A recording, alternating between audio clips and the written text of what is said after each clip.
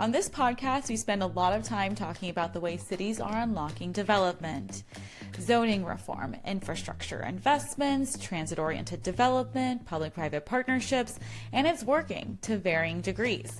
But there always seems to be that one parcel, the vacant lot on the corner, the surface parking lot in the middle of an otherwise activated block, the owner who watches investment pile up around him, watches his land value climb, and has every reason to keep waiting because our current tax system is basically paying him to. That's the gap. Cities do all the hard work of creating value, and a single speculator can pocket it indefinitely. What if there was a way to flip that, to capture the value that public investment creates and turn it into a spur for the very development cities have been working so hard to unlock? That's what today's conversation is all about. My guest is Greg Miller, founder of the Center for Land Economics, who has spent his career modeling what a land value tax actually does when cities implement it, parcel by parcel, jurisdiction by jurisdiction. We get into why land is America's most valuable natural resource at $50 trillion and counting, why our current property tax system is a quiet gift to speculators, and why land value tax might be the one gap you have to close to make every other urban investment work. I'm Kate Gasparo, and this is Building Better Cities. I read a book a few years ago about the value of cities lies mostly in the value of their land instead of the reverse way. And I'm curious what actually creates that land value. And we talked a little bit before listeners are joining us now about the fastest ways to increase value and decrease value. And maybe we can use that framing to help people understand how land is valued and how that value is different from property value. The most valuable thing in the United States, our most valuable natural resource is land. We have $50 trillion of it. We have $5 trillion of oil, right? This is a large thing. This is a natural resource that we've privatized in many respects. And so we should probably think more about it. And so land is valuable because at a hyperlocal level, because schools are there, because people are also living there. And, you have access to community. And then the city creates roads and infrastructure and sewage, and that all makes this land valuable. And then the city might do a huge investment and put a huge subway station in, and that's going to raise your land values a lot. And so there's a lot of things that go into land value. But what we're really talking about is not land value insofar as how many strawberries can I grow, in which case land value is flat. It's just how much acres do you own. We're talking about the value of a location and the premium that comes with owning access to that location and the premium that comes with excluding others from access to that natural resource because now you own it. It's interesting that you compared strawberries as sort of a flat relationship versus putting in a subway station, which seems like an exponential relationship. And it's an exponential relationship to creation of more value, I'm assuming. And the access to value. Is that fair to say? If you look at where land values are on a map, they are exponentially higher in San Francisco. And even within San Francisco itself, you're exponentially higher the more downtown you go. And this is true of New York City as well. And so this is very much so like a power law, I suppose. And it's not smooth. That land wealth is extremely concentrated and land value. Okay, so I want to stick with this idea of the access to opportunity to create more value is what values land. So if you have a resource on that land that is very valuable, if you have access to a metro or a subway station that can connect you to jobs that are very valuable, all of these things are going to increase the value of a parcel of land. And in this podcast, we've talked for several episodes now about how zoning, infrastructure investments, and even public policy shape what you can do with land and how we value it. So I'm curious, who has the opportunity to create valuable land, and why is that something that we should be thinking about more? Yeah, if I own one parcel, it's very hard for me to create valuable land. But the city can create valuable land, right? If I own one parcel in the middle of nowhere and I build a skyscraper, I'm trying to make that land more valuable than I bought it for $10 because it's a rural farm and I build a skyscraper. I'm trying to make it worth the same as being in the middle of Manhattan, but I have to convince people to move out there. So people building new cities have possibilities to create new land value. Single family housing developers are doing, I grew up in Chandler, Arizona, huge sprawl. But these developers, what they do is they have this land in the middle of nowhere on the sprawled edge of Phoenix, and they create roads and, parks, and that creates a whole bunch of land value. But by and large, in our urban areas, people aren't actually creating land values themselves unless you own multiple parcels all connected to each other and you build a residential right next to a coffee shop, right next to a Trader Joe's, right? But typically, actually, what you're doing is small residential businesses or small businesses in general, small coffee shops, they create a spillover of land value. So they go in and they create a whole bunch of land value because people love small coffee shops. But they are actually creating the land value for everybody around them. And then because more or less they're usually not, they don't own the land underneath them, these small businesses, because they've raised all the land values, their rents go up because they did such a good job. So typically what we're talking about is you're not creating land value yourself. You're creating land values for others if you're productive, or others are creating land value for you if we're talking about the vacant landowner right next to the small coffee shop who comes in. And now the vacant landowner says, I should develop residential here. There's this famous study on Trader Joe's, right? It raises land values 10% when a Trader Joe's comes in. Wow. And so I think it's 10% or something like that. And there's a whole, sort of thing about this where the people nearby you are the ones creating your land value. And so you're not the one creating it yourself because you only own one parcel. So it all depends on what's going on around you. Talking about density of opportunity, which is like something that YIMBYs love, is like, let's build density so we keep people closer to jobs, transit, and in doing so increase the value of land. And then if you think about the flip side, people are fighting against that mentality to what they think protect their land value. They don't see that rising land values come from density and access to opportunity. They see land value as exclusionary. And so it's a hard square to circle. And so I'm just wanting to understand like that relationship, because for the most part, land value isn't created by an individual homeowner, to your point. It's created by decades and centuries of investment in infrastructure and investment in institutional infrastructure that has built our zoning code and sort of the history of place and land. So I'm curious, like, as land value increases over time, and I know where this is going, how do we figure out what economic framework allows us to capture that value and allow us to continue to invest in our neighborhoods so that people can move into cities where they want to be and get access to the opportunities to allow them to have upward mobility? Our land values are rising, our urban land values are rising, right? So when I was talking about this urban problem, actually it's the urban land values are increasing faster than cost of construction by far. And that's over the past decade. That's why we've seen rents increase so much. And so that's why we need to figure out what to do about this. And so I actually don't think the single family homeowner in the suburb is the problem. They somewhat are, admittedly, because over the past 4 decades, they've gained a lot of land wealth and they really like that wealth. And then they get to pass that on to their children. And that's created this sort of like generational gap, a generational wealth inequality. And so land value tax also helps solve some of that in terms of single family homeowner. But the larger problem is the vacant lot owner and the surface parking lot owner in a lot of our cities, right? Those people are sitting on a lot more wealth, a lot more land value per square foot.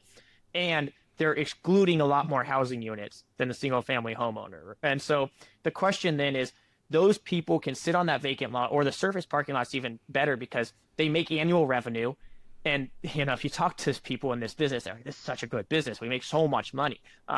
You go to Philadelphia to look at how many surface parking lots they have, or really a lot of our cities. They make annual revenue. That's good revenue. It's profitable revenue. And then 20 years later, the density continues to increase and their land value has doubled.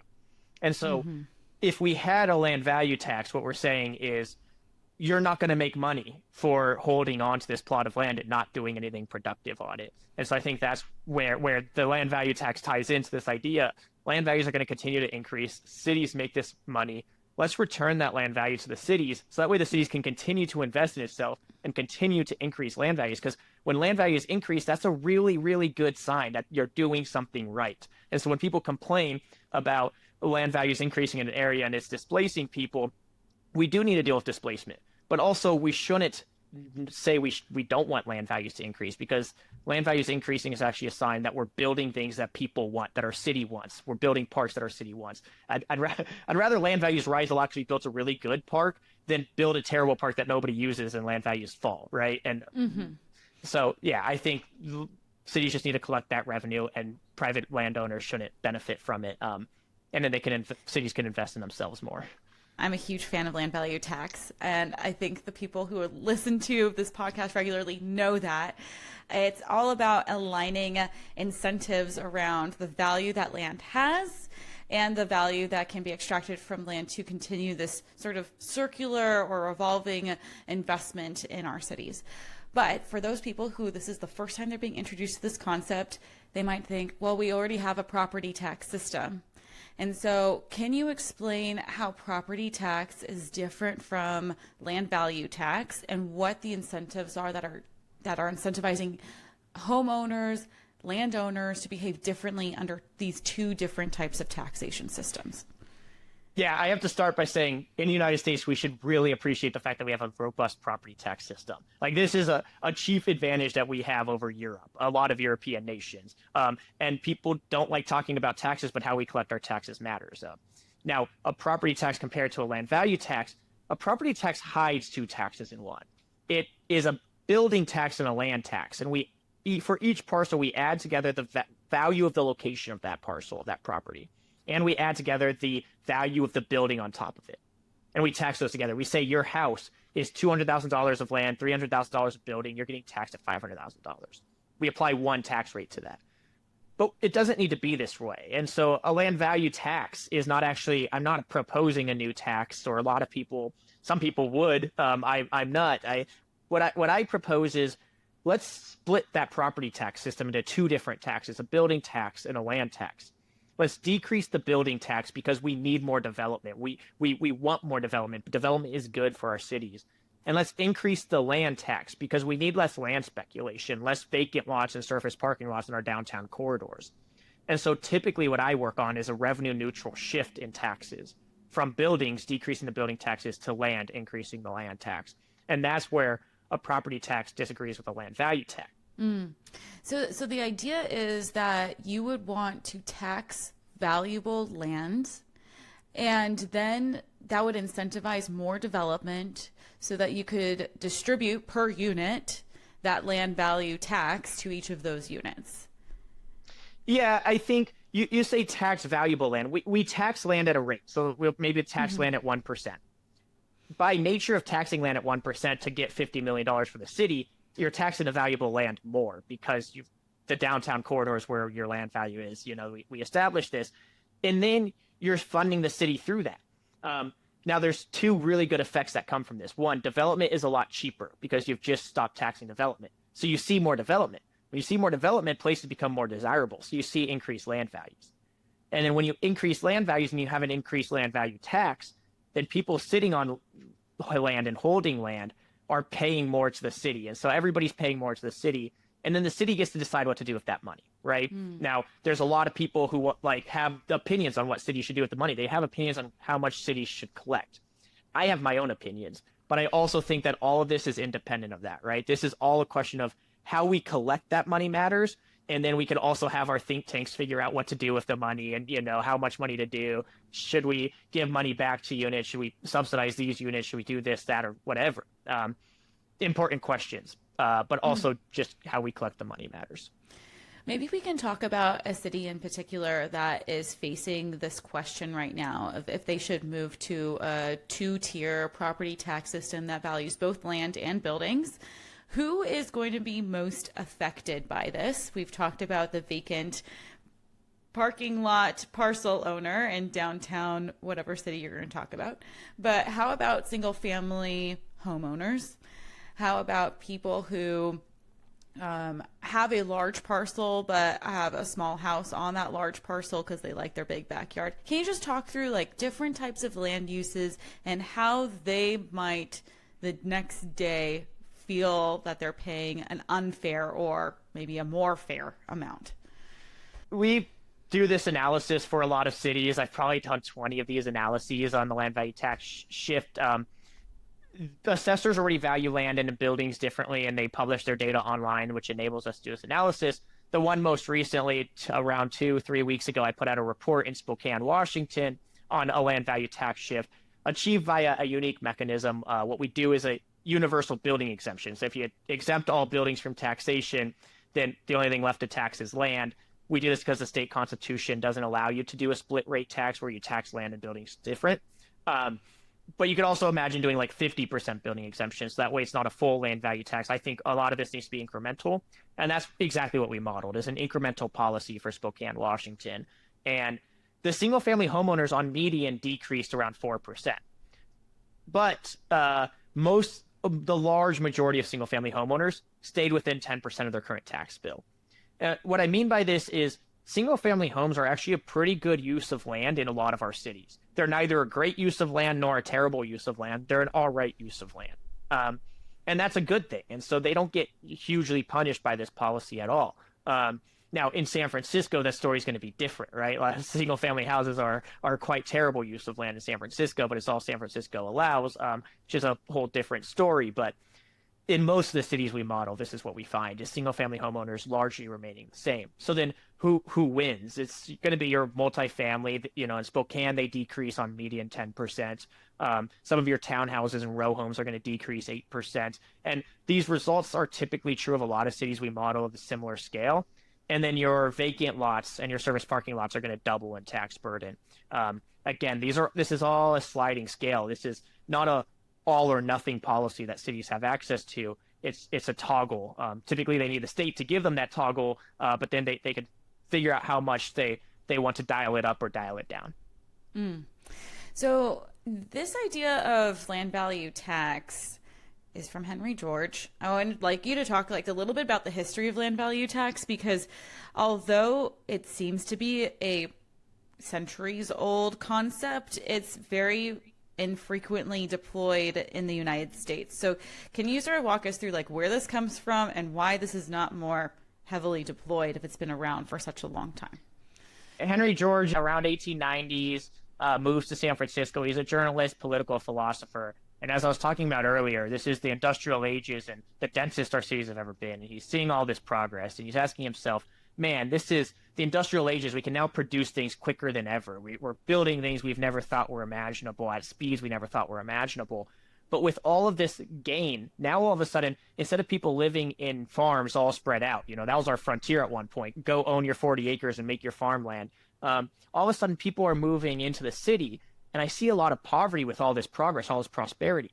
And what he realized was these workers, despite all this progress, because there was so much progress, because it was so valuable for people to be around each other near factories, that the landowners were the ones gaining the most. And as those factories became more productive, the landowners, because wages would go up because the factory was making more profit, the landowners could raise rents more. And in fact, it's kind of funny thinking about that. That was San Francisco in the 1890s and peak density for San Francisco, but we think to the news of the past couple of months with AI raising San Francisco. San Francisco is going through a rent boom of 40% year over year or something like that right now, right? And it's because all of a sudden San Francisco is extremely productive with AI. And so it's a similar story just a century later. And so Henry George says land is a big deal and we should tax it.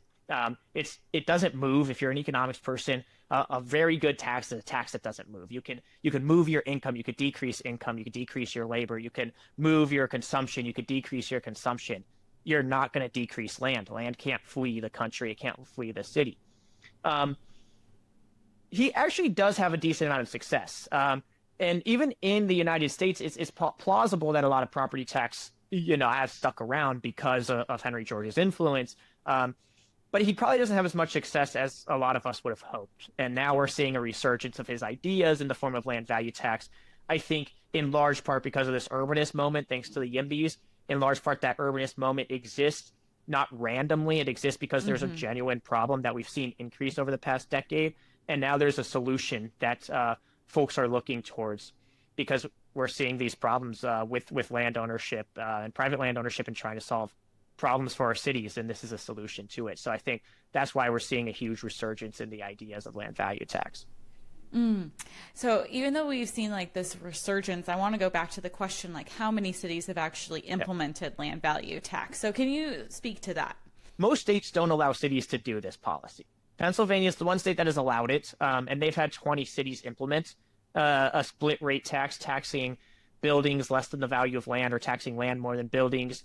And those 20 cities include Pittsburgh. And Pittsburgh implements it in 1960s and starts dialing it up because it's going through this post-industrial bust that a lot of its peer cities, even in Ohio, Baltimore, and New York, upstate New York, are experiencing. And then the economic evidence suggests that Pittsburgh recovered the best out of those cities because of the increase in land value tax. When you compare it to its peers, when it increased its land value tax, it saw an increase in housing unit infill development, saw an increase in permits. It also saw a decrease in vacant land in general and vacancy in general. And so it worked quite well in Pittsburgh. But it's kind of ironic that Pennsylvania is the one state that's implemented this because they're also a state that does not require reassessments of property. So every year, or in some states, in Washington state, every year, each property is assessed. But in Pennsylvania, even today, you have cities where their last assessment was done in like 1960. And so Pittsburgh goes through this massive reassessment in 1999 for the first time in 2 decades, and people's property taxes obviously skyrocketed, or their assessment skyrocketed. So they weren't happy. They were wondering why they're doing this different thing, and they wanted to tax the skyscraper more. So they get rid of their split rate system in 2000, which is what helped make those skyscrapers in the first place. And now 2 decades later, the Pittsburgh Gazette editors are coming out saying, we need to revisit this. We should probably go back to a split rate system. We still have 15 cities in Pennsylvania who have a split rate tax. But again, they have a split rate tax on bad assessment rolls. You need good property tax assessments to have a good property tax policy in general, even if it's just normal property taxes, let alone split rate. So yes, Pennsylvania is the one city that's really implemented this policy to good effect, at least according to the economic evidence this far. So I know that the Center for Land Economics works with several jurisdictions at the state and also at the municipality level to help them understand land value tax and get it implemented.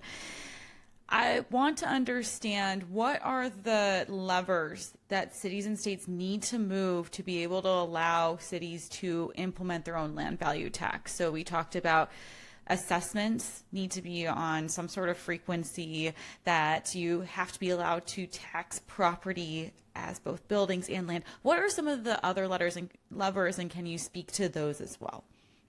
Yeah, I think you kind of just nailed it, which is you need good assessments to begin with, which a lot of states, we have a pretty robust property tax system. A lot of states have good property tax assessments. And then you need the state to enable cities to do this. Now, some states are bound by their constitution, and that's where in Washington state I said they're bound by the constitution, but at least you can exempt all buildings from taxation. There are varieties of these policies. Then once you do that, then it's just a matter of the city implementing. Making sure that residents know about it, going through the politics of implementing a policy like this. You're touching property taxes, you're touching taxes. That's a scary thing for people. But when you do the data analysis, which I think is really important, that's what we help them do, is the homework, right? When you do the homework and are able to take the homework to the single family homeowner and to the industry, you can get rid of a lot of the boogeymans. I think a lot of people think, oh, you're touching taxes, this is going to be terrible for single family homeowners. That's where the homework helps. This doesn't really touch single family homeowners, and then industry really scared when you touch taxes. This is actually good for you. Go to the apartment association, make sure they understand this is a decrease. We're not trying to increase your taxes, and just because the state is enabling it doesn't mean we will. There's a lot of that sort of work to be done as well, and that's one of the things that's probably the most important piece to getting this policy done is just doing the homework. Okay, so I just want to go full circle here, because it seems like all the things that we've talked about building better cities, so zoning, infrastructure investments, TOD development, all these things on a parcel by parcel basis does increase the value of the parcel when you're scrolling on Zillow. But it seems like it's not increasing the tax on the parcel if it's not being sold. And that's where the speculation and the property tax system as it currently is envisioned in many cities prevents development from happening. So maybe you have a more eloquent way of saying that, but I just want everyone to understand that all of the policy levers that cities are using to build more are helping speculators stay where they're at if we don't implement a land value tax as well. Is that fair to say? No, that's incredibly correct. Yes. The city's creating a whole bunch of land value, and nowadays cities are upzoning all over the place, and that's creating a whole bunch of land value for private landowners. And without the tax incentive, one, when you're taxing buildings, you're decreasing development, and then two, when you're not taxing land enough, right? We have some land tax because it's in the property tax.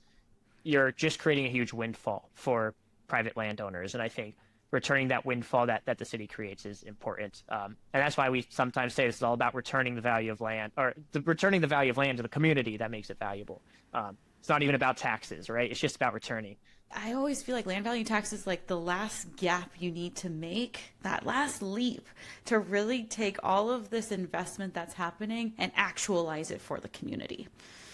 I've been told it's the holy grail of urbanism, so you're not alone in that thought. Okay, because I first came to land value tax probably in 2018.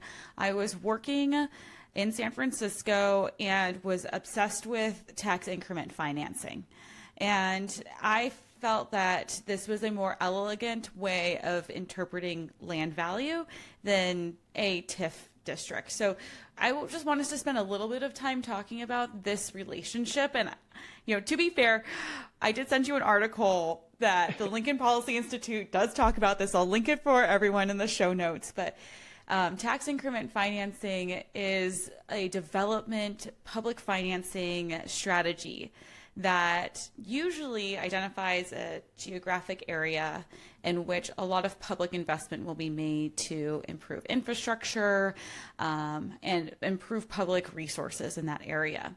And that will increase the land value of the surrounding parcels. And you can, over time, take that increased land value and use it to pay for the capital expense of making that upfront investment in the infrastructure. So it's sort of like the reverse of the land value tax in my head.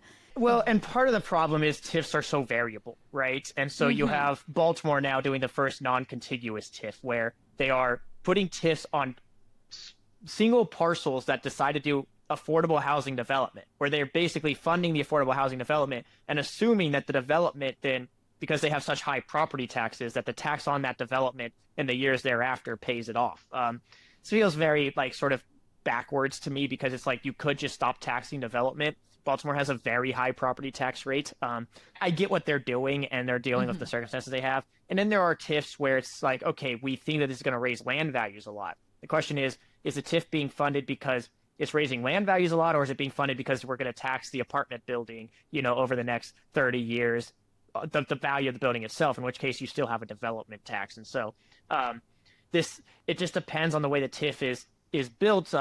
But I think that these could be complementary, right? In a world where we had complete land value taxes and the city wants to build something massive, a new subway, it's entirely possible that the city doesn't have that money up front, but that it knows that it can get that back. And so you can go fund that subway that way. And to sort of bring it full circle, we've been working on this project, the IBX project, the Interborough Express project in New York City. It's the first project that's connecting the interboroughs rather than running through Manhattan. So it's going to be a train out there. It's going to be a $5 billion+ investment, one of the first new end-to-end train investments of the city in decades. And there's a huge proposal that we're working on right now with other folks. Other folks are doing better work on this than us. We're just sort of tracking it on a land value increment tax to fund it. So you can imagine, okay, it's a $5 billion project. Let's just try to bond out $1 billion of it. Let's put $1 billion of it on bond and draw a district around each stop, because each stop is going to gain 10% in land value once this project's complete, and tax that increment to pay off the bond. And then once the bond's paid off, you can keep that increment tax because they have the authority. Governor Hochul just expanded the authority for the city to do this another year, and you can keep that to pay for MTA operations. The cool part about this is Mamdani also was an assembly member a few years back, and nobody really knew about this authority because New York City's never used this authority to do a land value increment tax around new development. but Mamdani was the one assembly member who was public about extending the authority. So this is a weird instance where we have the governor and the city mayor potentially on board for something that could be transformative. And it to me, helps prove the point that these policies could actually interplay, right? This is a land value increment tax. We're taxing the increments of land value to fund an upfront bond for a massive investment. And so land value tax, that long way of saying land value tax and TIFs are separate, but there's like cool interplay between them. And that there's ways to think about also how TIFs are just taxes on development sometimes when you could get rid of the tax on development. Yeah, that's super interesting, especially because the data that the Center for Land Economics has been putting together shows repeated success in land value tax being able to capture the value or show the incremental change in value when these big investments are made. So, I mean, before we started recording for the pod, I asked you the one question, like, what is the surest way to increase land value around a set of parcels? And I said subway. You said subway. I said the subway line is really on my mind because I've been thinking a lot about transit investments. Right, and like, what's the one way to crash every land value in an area? Pollute the area. Right. So like you bring in these extractive businesses and that ends up tanking land values. So really land has this inherent value to it, but how we allocate land, how we zone land, how we decide who gets to build where and when really dictates that value of the land. So I know we've been through a lot today.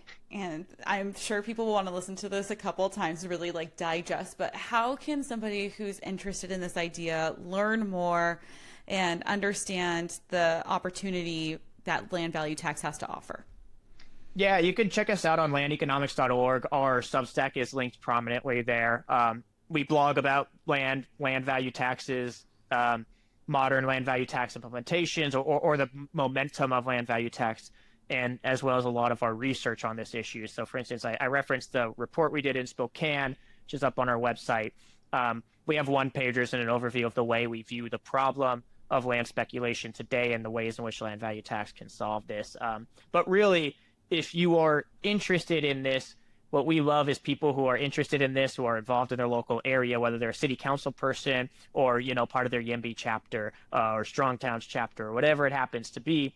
Reach out. We love to work with local folks on getting this done at the local level and getting the state to allow the local city to do it. We're working in plenty of states and would love to connect with more people. Awesome. And, just to leave people with something to think about, like, what are the biggest criticisms that you hear against land value tax?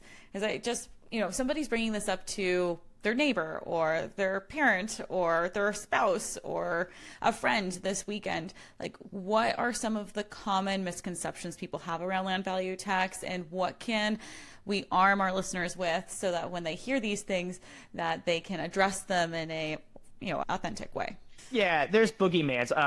Again, when you say land value tax, it scares people because you're talking about a new tax, and immediately people think that you just like really want to tax people. So, I start with the decrease the building tax. And so that helps solve the boogeyman of, oh, you're trying to tax me more because I'm a single family homeowner. Again, most of our city single family homes are good uses. And so typically when people are getting dinner with their, local resident friend, that's the first thing the local resident friend is going to care about is how does this impact the taxes I currently pay? And so you can beat back against that immediately. Then if you're talking to somebody really wonky, the usual pushback is, how do we do assessments? How do we value land? And it turns out we already do that in just about every county in the United States. We value land depending on how often you're doing reassessments. We could do a better job, but there's a lot of vacant land sales, tear down sales. There's a lot of depreciated costs. What I like to tell people is, if we had a world without property taxes today, we would think that property taxes are the dumbest idea possible because it's not feasible to do at all. How do we value every parcel in a city? That sounds impossible. And yet we do it, right? We're capable of doing these things. And while we're valuing every property at a full market value, we're also valuing their land every year. So we already have the infrastructure in place, which is great.